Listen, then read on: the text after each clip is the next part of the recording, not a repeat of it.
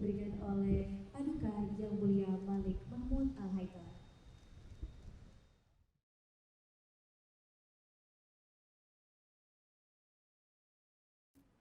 Syederulun Wakil Presiden Republik Indonesia periode 2014-2019, Muhammad Yusuf Kalla mengajak seluruh pemangku kebijakan dan masyarakat Aceh untuk menjadikan peringatan perdamaian Aceh ke-18 sebagai momentum melihat dan mempersiapkan masa depan yang lebih baik. Menurutnya, membanggakan masa lalu tidaklah berarti tanpa diiringi kerja keras untuk masa depan.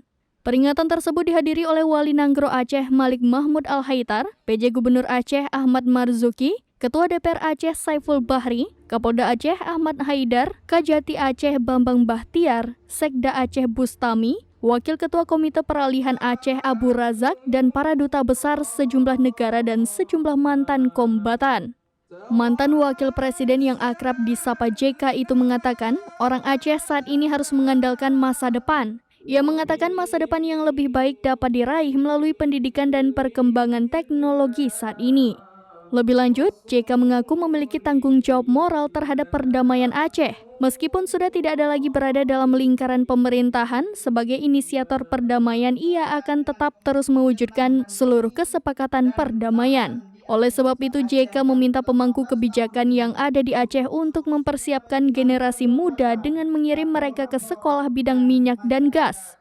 Dengan begitu, sumber daya alam di Aceh akan dikelola oleh orang Aceh sendiri. Sementara itu, Wali Nanggro Aceh Tengku Malik Mahmud Al-Haithar menyampaikan kegelisahannya terhadap kondisi pembangunan Aceh yang saat ini belum merata.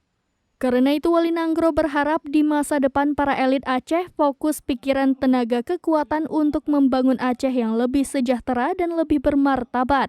Peringatan Hari Perdamaian Aceh ke-18 itu digelar pemerintah Aceh melalui Badan Reintegrasi Aceh.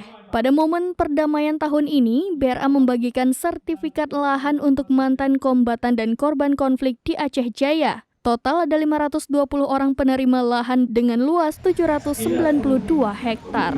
Contoh itu, saya diundang PBB, Thailand, Myanmar, Colombia untuk mengajari mereka bagaimana. Semua satu permintaan. Baik seperti itu. Kita minta sekali. Aceh menjadi provinsi